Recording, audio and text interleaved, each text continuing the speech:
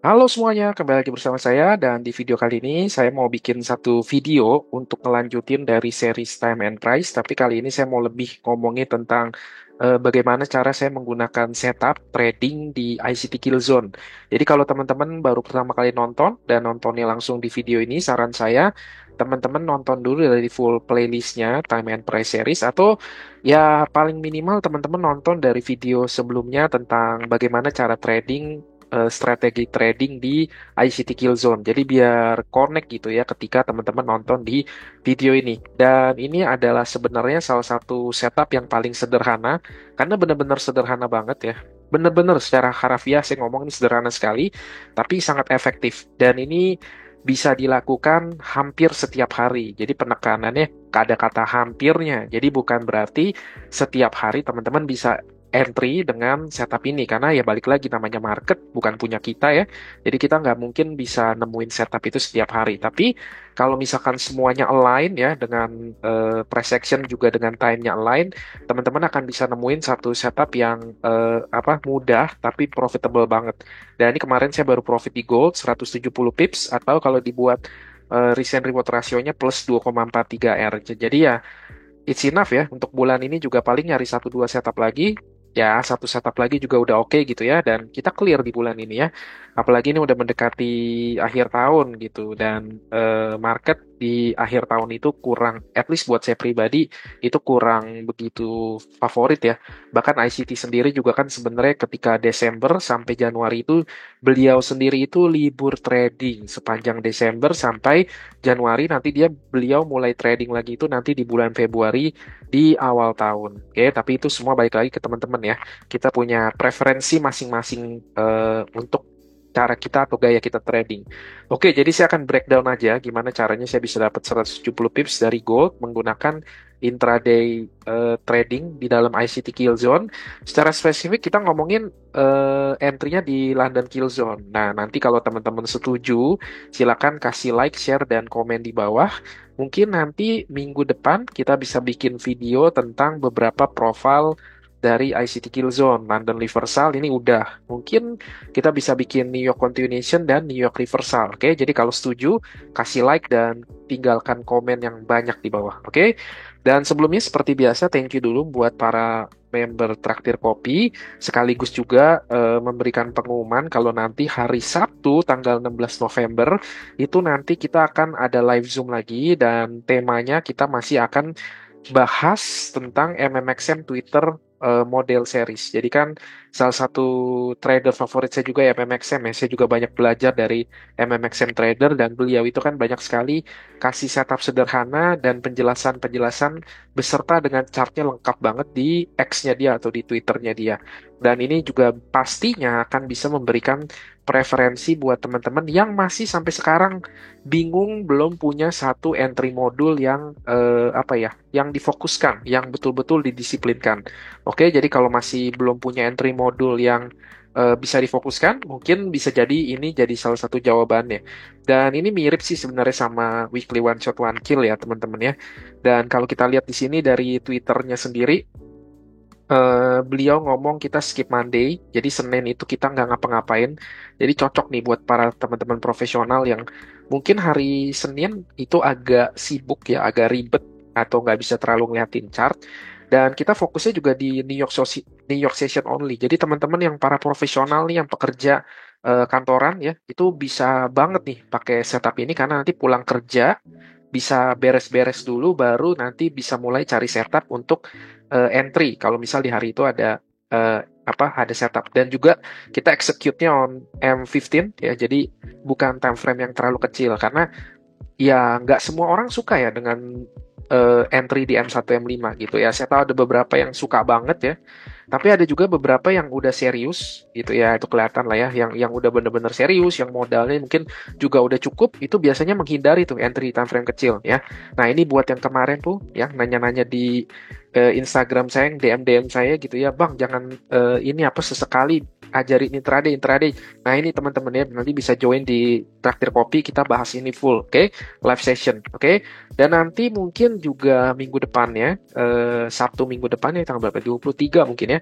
Nanti kalau semuanya lancar, itu kita akan adakan live Zoom kedua. Jadi bulan ini kita mungkin bisa ngadain 2 kali dan saya nanti ngundang special guest, ada 2 orang yang akan sharing bagaimana setup beliau-beliau ini ya, para gentleman ini nanti akan sharing bagaimana setup mereka di sepanjang bulan eh, Oktober ya, Oktober gitu kan. Nah, nanti asik tuh kita bisa ngobrol-ngobrol karena pasti bosen dengerin saya ngomong, juga bosen ngeliatin eh, trading saya. Jadi biar nanti ada refreshment, ada orang luar yang juga sharing ya dengan setup ICT-nya. Oke, jadi sampai ketemu semua di MMXM Twitter model di live Zoom Sabtu ini. Link traktir kopi yang mau join itu nanti ada di deskripsi video. Oke, jadi kita masuk aja.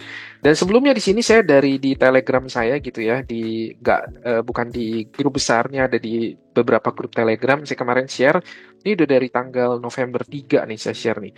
Coba saya bilang begini, saya coba cek gold ya, so USD di time frame weekly, kira-kira bias weekly di minggu ini akan kemana. Nah ini teman-teman yang beberapa yang join di grup Telegram ini ya semuanya ini ya satu mereka udah mengetahui bagaimana cara membaca bias yang betul ya. Jadi mereka udah nggak bingung lagi tentang bias. Dan yang kedua mereka dapat setup yang sederhana, simple tapi sangat akurat ya. Dan gimana nih sekalian saya sharing gitu. Kenapa saya di gold itu dari awal November saya udah bilang kalau bias gold itu bearish ya gitu. Kenapa gitu? As simple as this ya teman-teman, seperti yang udah sering saya sharingin juga. Ini kan yang suka nonton weekly one shot one kill atau yang udah nonton satu full playlist memahami dasar ICT dengan benar ya, memahami ICT dari nol tuh pasti udah tahu jawabannya.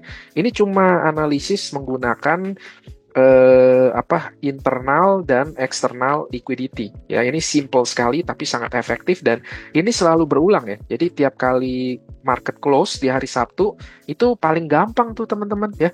Jadi di hari Sabtu tuh hari ideal untuk kita charting dan marking ya. Jadi kita bisa tahu bias minggu depan itu hanya dengan melihat closing candle di time frame weekly seperti ini aja gitu ya. Nah, ini kita bahas ini dulu nih. Jadi kalau kita lihat nih, ya kita lihat closing candle weekly kan waktu itu di tanggal 3 November itu kan berarti di sini ya. Jadi ini adalah minggu depan yang sedang berjalan. Nah, waktu itu tanggal 3 November kita lihat closing candle-nya bagaimana teman-teman? Closing candle-nya. Kita lihat ternyata closing candle-nya ini hanya wick yang panjang sekali menjadi rejection block di sini.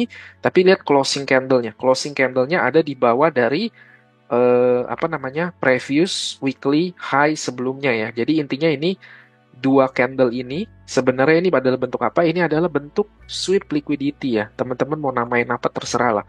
Mau sweep liquidity mau apa liquidity purge, apalagi purge and reverse, apalagi turtle soup ya bebas aja lah. Tapi intinya nangkep atau maknanya sama ya. Jadi intinya candle kemarin di closing candle weekly-nya itu melakukan sweep liquidity di previous weekly high-nya. Jadi hanya dengan melihat ini aja kita bisa tahu nih kurang lebih bias untuk minggu depannya itu adalah bearish. Dan kita lihat di sini kita gabungin antara external liquidity dengan internal liquidity ya. Jadi dia di sini udah melakukan sweep di external liquidity, maka next targetnya adalah internal liquidity yang ada di fair value gap sini ya, di weekly fair value gap. Jadi eksternal menuju ke internal. Dan juga kalau kita lihat di sini candle ini ya, candle ini kan ngelakuin sweep lagi nih ya. Lihat wicknya panjang jadi mirip banget sama yang ini. Oke.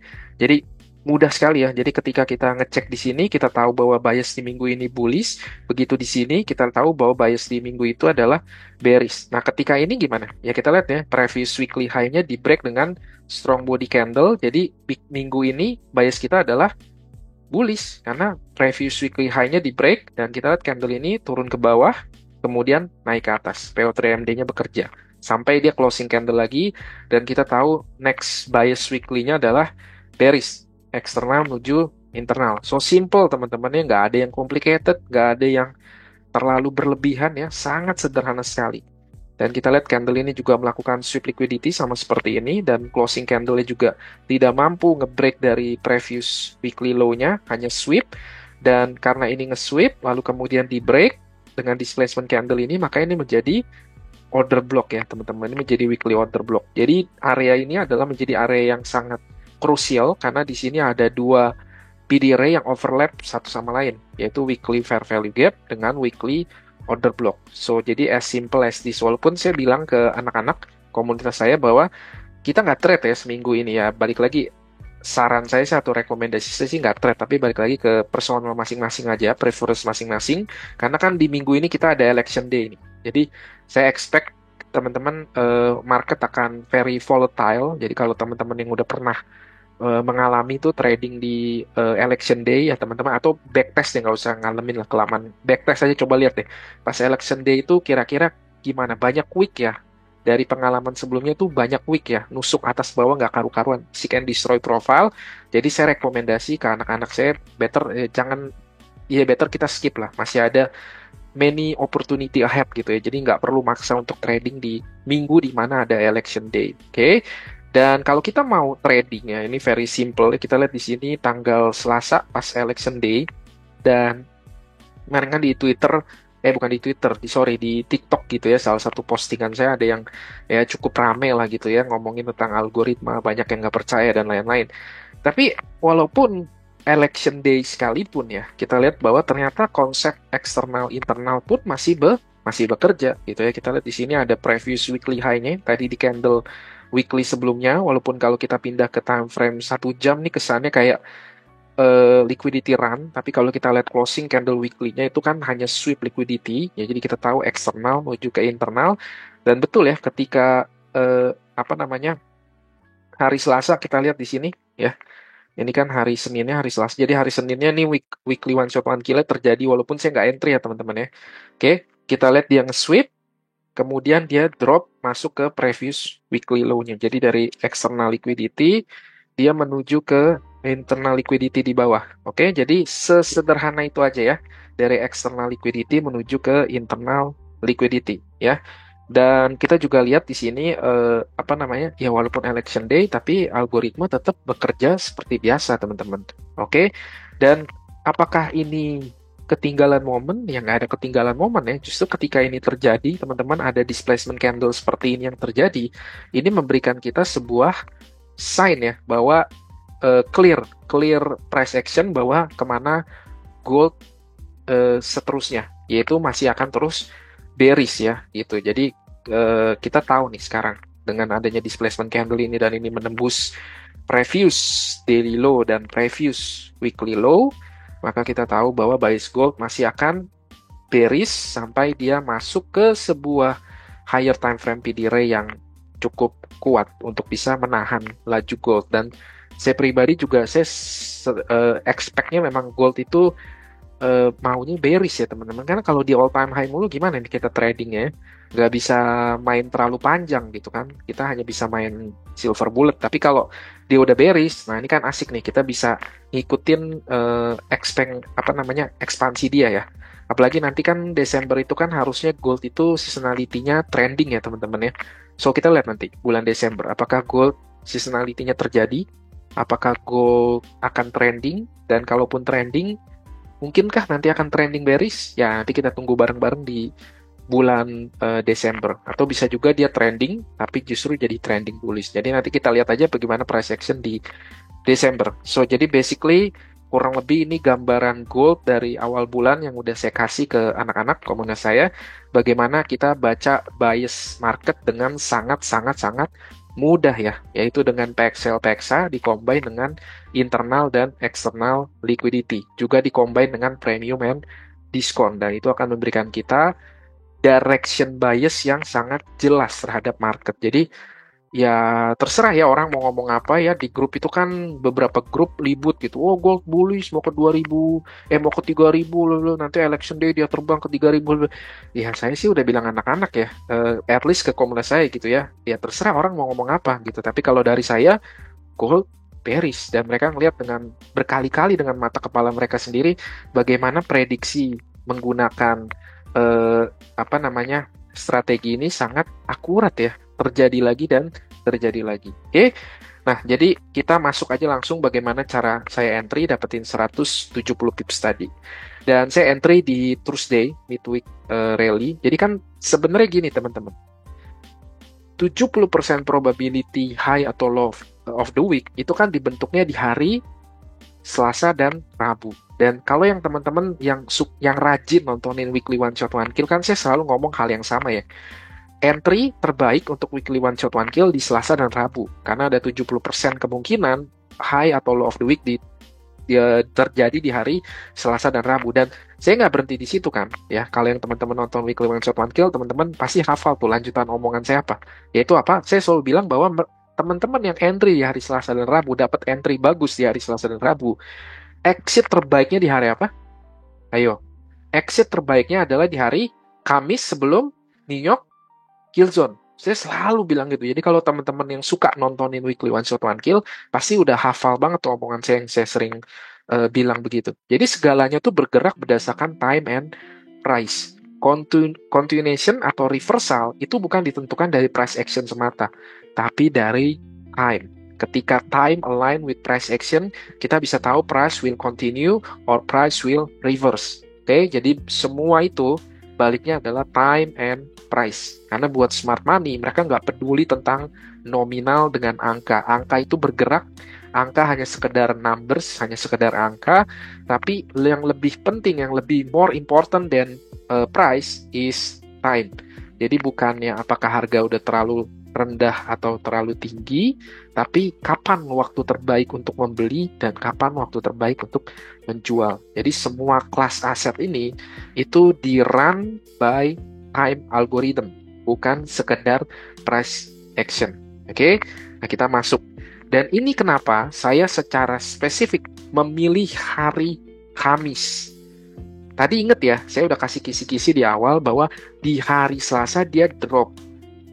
So, jadi probabilitas weekly one shot one kill terjadi tuh, bahwa hari Selasa itu membentuk high of the week. So, kalau Selasa dia membentuk high of the week, maka Kamis probability dia akan melakukan apa? Teman-teman, melakukan reversal. Dan kalau teman-teman cukup banyak backtest untuk weekly one shot one kill, teman-teman akan menemukan pola yang berulang seperti itu aja. Selasa Rabu membuat high atau low of the week, Kamisnya reverse. Dan begitu pun sebaliknya. Dan ini hanya salah satu part dari weekly profile aja ya. Jadi secara spesifik saya nggak entry di hari Selasa, tapi saya entry di hari Kamis. Karena kenapa? Karena saya ngeliat hari Selasa itu sudah betul-betul terjadi high of the week, ya kan? Itu oke. Jadi saya ngambil reversalnya.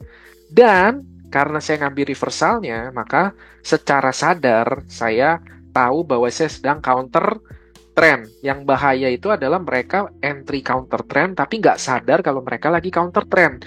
Jadi boleh nggak kita entry counter trend? Boleh, tapi dengan kesadaran kita bahwa memang sedang counter trend. Jadi kita tahu di mana exit terbaiknya. Kita nggak greedy berpikir bahwa market akan trending kenceng gitu. Nggak, kita lagi counter trend. Jadi be wise ketika teman-teman memilih area exit.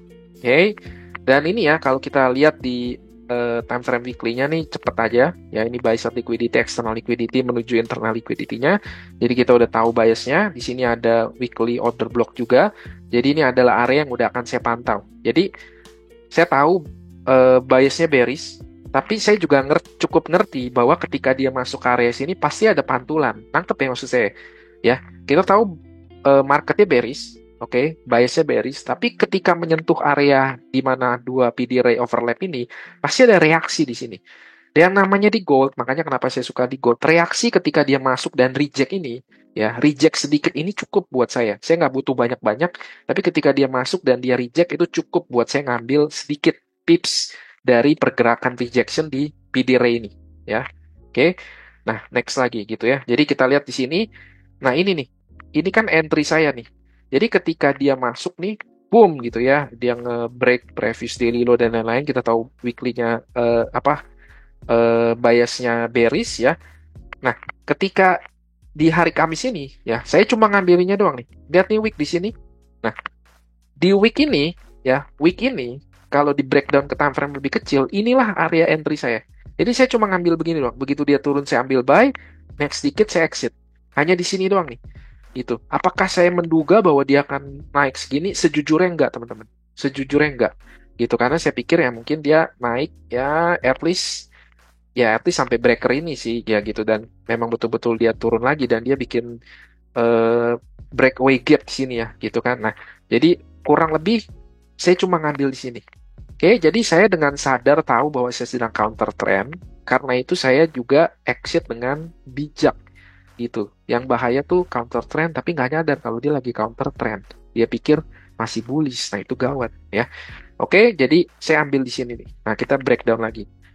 Nah, di time frame H1, oke, jadi karena ini intraday trader, saya entry itu pakai M15, jadi hanya pakai dua time frame H1 dan time frame M15. Ini adalah London Kill Zone nih. Oke, teman-teman, dari jam 2 sampai jam 5 di London Kill Zone. Dan teman-teman lihat di sini, ini begitu pembukaan London, ya, jam 2 lihat candle ya, boom, naik ke atas. Dan ketika dia naik ke atas, ya, dan dia closing punya seperti ini, ngebreak dari candle H1 sebelumnya, maka saya expect bahwa candle merah ini, ya, candle bearish ini nanti akan berfungsi sebagai support atau berfungsi sebagai order block. Pertanyaannya kenapa candle ini saya expect dia akan bisa berfungsi sebagai order block? Pertama lihat deh kalau secara keseluruhan. Kita lihat deh tadi nih, kalau di daily kan dia cuma candle merah gede, tapi kalau kita pindah ke A1, lihat dia turun ke sini, ya dia bikin swing low di sini. Dia bikin swing low, dia naik nih. Oke? Lalu setelah dia naik, apa yang terjadi? Dia turun lagi. Oke? Nah, ketika dia turun lagi, nah disinilah saya tahu nih, at least saya ngerti gitu apa yang kurang lebih apa yang sedang dilakukan. Jadi apa? Ketika terjadi swing low di sini, saya yakin pasti banyak orang berpikir bahwa ini adalah strong support. Betul nggak? Jadi saya yakin bahwa ketika terjadi swing low begini pasti banyak yang limit di area sini. Berpikir bahwa gold akan siap untuk reverse ke atas. Gak usah ngomongin metode lain. Para ICT trader juga saya yakin begitu di sini ya pindah ke time frame kecil pada entry, yaitu marka ICT trader yang retail pattern tuh ya, yang ngafalin pola doang. Oke. Tapi ketika dia ke sweep sekali lagi dan dia nyentuh di sini di daily fair value gap ini, saya tahu bahwa para buyer di sini tuh disikat habis tuh. Para buyer di sini yang either mereka buy-nya karena double bottom ya atau apapun itu, pasti stop loss mereka udah habis semua disikat sama algoritma.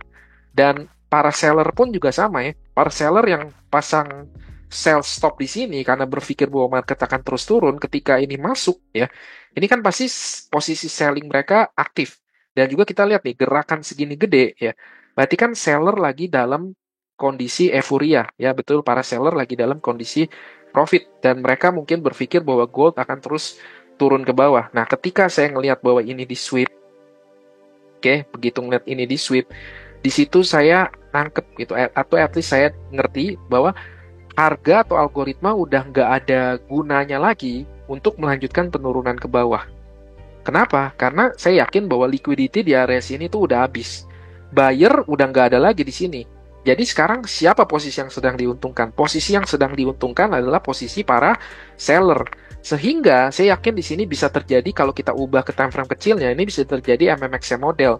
Di mana ketika buyer sudah dihabisi, oke, sekarang algoritma pasti akan menghabisi para seller. Karena di sini euforia nih, para seller lagi sedang merasa diuntungkan dan algoritma tidak akan membiarkan posisi yang sedang diuntungkan mengalami keuntungan terlalu lama.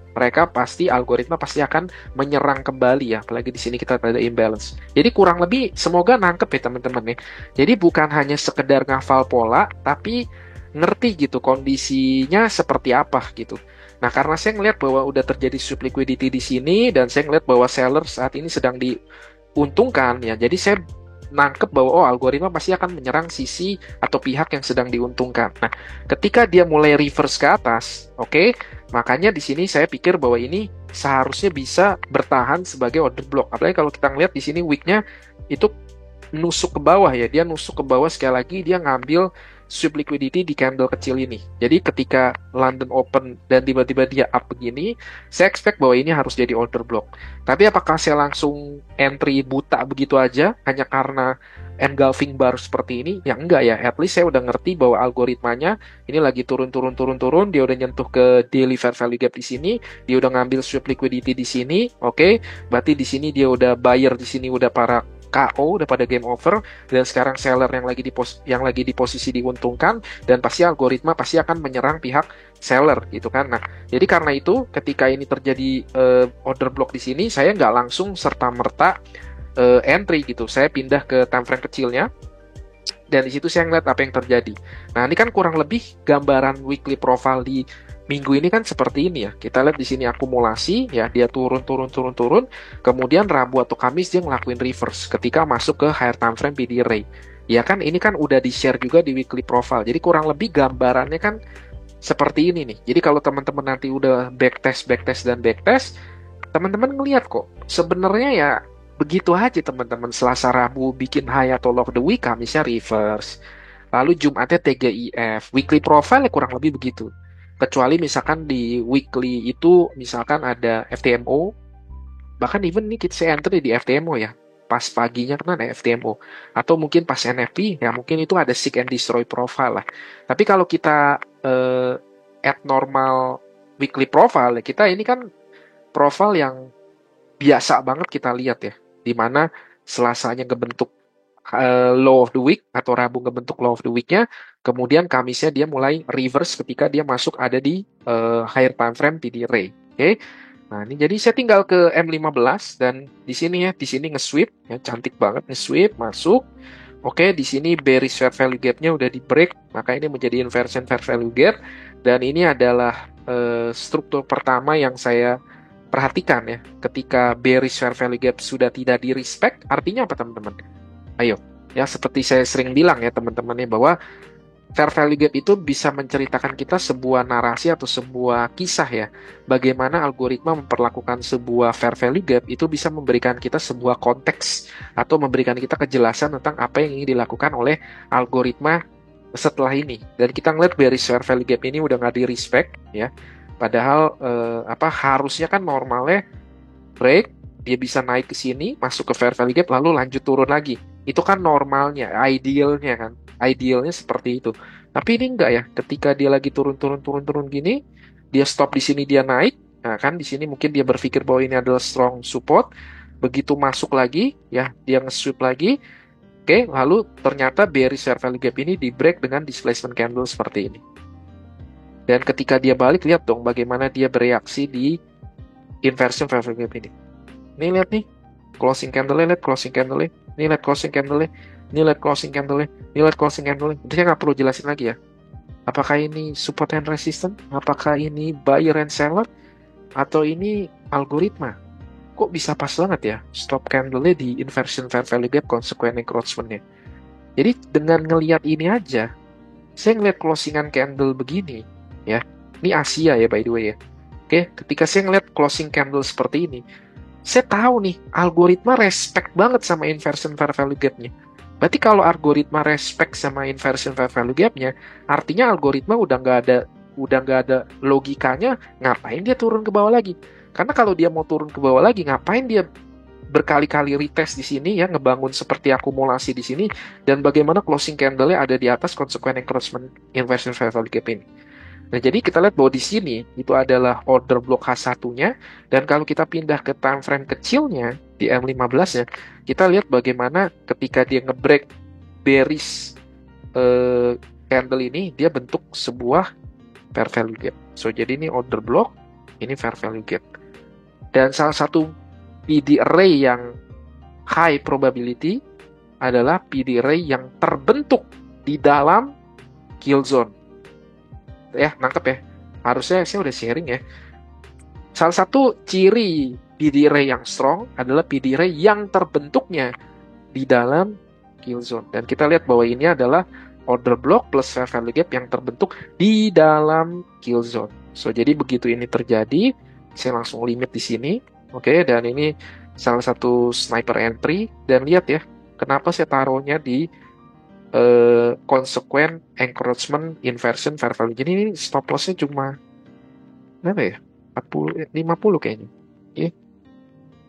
Enggak ya? Oh, sorry. Stop loss-nya 70 ya. Lumayan ya. Nah, tapi teman-teman tahu ya kenapa saya menempatkan stop loss-nya di inversion fair value gap-nya. Karena ini, saya ngeliat nih berkali-kali nih lihat candle ini. Jadi ngapain kita naruh stop loss jauh-jauh di sini dan segala macam. Kalau dari price action-nya kita ngeliat bagaimana dia respect inversion fair value gap-nya. Bang, ntar kalau misalkan ternyata di break gimana? Ya kalau di break berarti fail, nangkep ya. Jadi kalau misalkan saya nggak mau ngeliat dia balik lagi ke sini, nangkep gak sih? Kalau misalkan dia balik lagi ke sini, artinya dia belum siap untuk bergerak trending, dia masih sideways. Dan berarti akui aja kalau misalkan ya udah salah gitu. Tapi kalau misalkan dia dia tidak menyentuh inversion fair value gap ini, berarti menurut saya dia udah siap untuk melakukan distribusi, udah siap untuk melakukan ekspansi dan exit. Jadi entry-nya jelas ya, exit entry-nya di M15 di fair value gap dan order block ini simple banget kan teman-teman ya. Sangat-sangat simple gitu. Exitnya di mana? Exitnya ya di sini. Udah definitely the realistic one lah. Di swing high ini saya exit gitu. Oke, dan sejujurnya saya juga nggak expect kalau secepat itu ya. Karena saya pikir mungkin ya nggak secepat itu. Ini cepet banget sih dari entry ke TP-nya tuh cepet banget ya. Dan ternyata begitu New York Kill Zone kan kurang lebih di sini ya. New York Kill Zone-nya juga bergeraknya langsung searah ya. Jadi nggak ada nggak ada koreksinya dulu, dia main langsung ngegas aja gitu. Oke, karena artinya apa? Artinya betul ya bahwa ini adalah manipulasi ya, manipulasi yang menyebab para seller. Jadi seller di sini yang sedang posisi diuntungkan nih, oke, kalau mereka nggak close posisi, lihat apa yang terjadi, ya. Udah, either mereka kena BEP, ya pasti mayoritas mungkin akan kena SL plus. Jadi kurang lebih begitu aja sih untuk dapetin setup simple seperti ini. Dan ini bisa hampir dilakukan tiap hari, teman-teman. Oke, hampir ya, bukannya tiap hari loh, tapi hampir tiap hari. Dan combine dengan time and price. Selasa, Rabu, Kamis. Selasa, Rabu, Kamis. London Kill Zone, Selasa, Rabu, Kamis. Anda tangkap dulu biasnya apa. Oke, begitu Anda ngerti biasnya, Anda mau lihat manipulasinya terjadi. Kalau misalkan manipulasi terjadi sebelum London Kill Zone, nangkep ya, sebelum London Kill Zone sudah melakukan manipulasi, maka harusnya London Kill Zone nanti akan bergerak untuk continuation. Dan New York juga akan berfungsi sebagai expansion.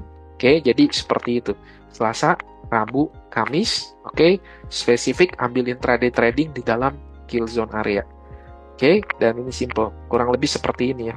Dan ini juga kalau kita lihat ya, salah satu profile kill zone yang pernah saya bahas juga di video sebelumnya, ini terjadi ya teman-teman ya.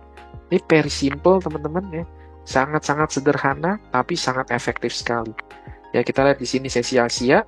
Sesi Asianya di break ya, di break dengan displacement candle. Oke, di break dengan displacement candle, lalu candle yang nge-break pun meninggalkan imbalance, meninggalkan fair value gap, retest kembali ke Asia high ini, dan ternyata dia menemukan support di Asia high ini. Ya, jadi ini adalah break and retest versi ICT.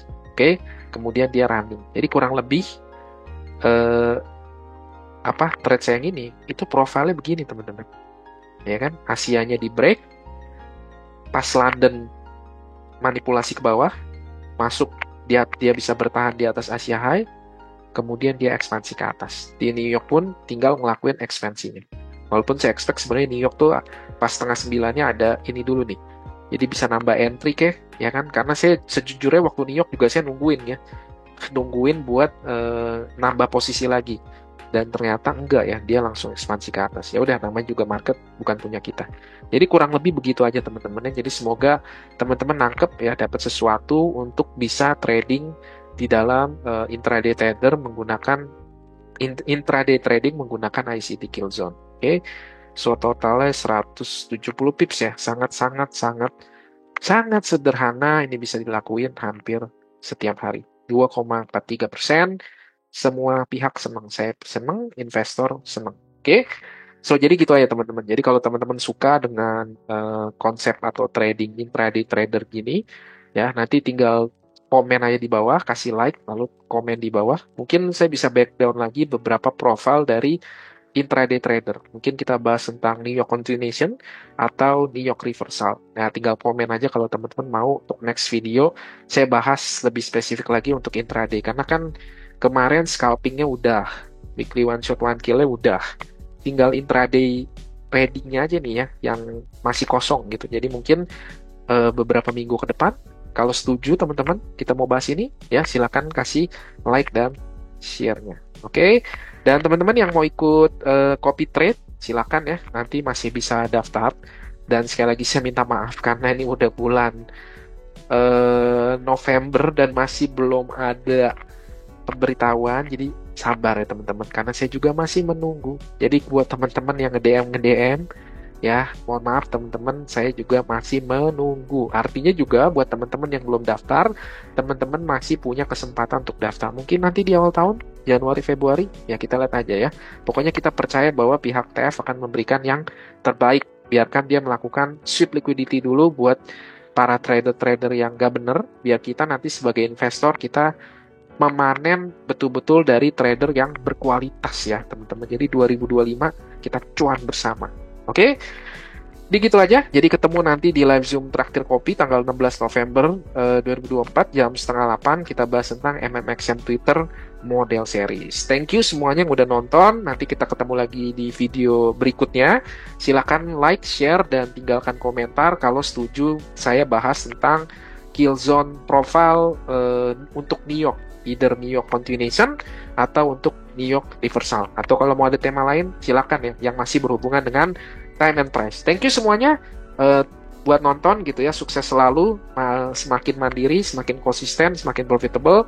Bye-bye dan happy cuan!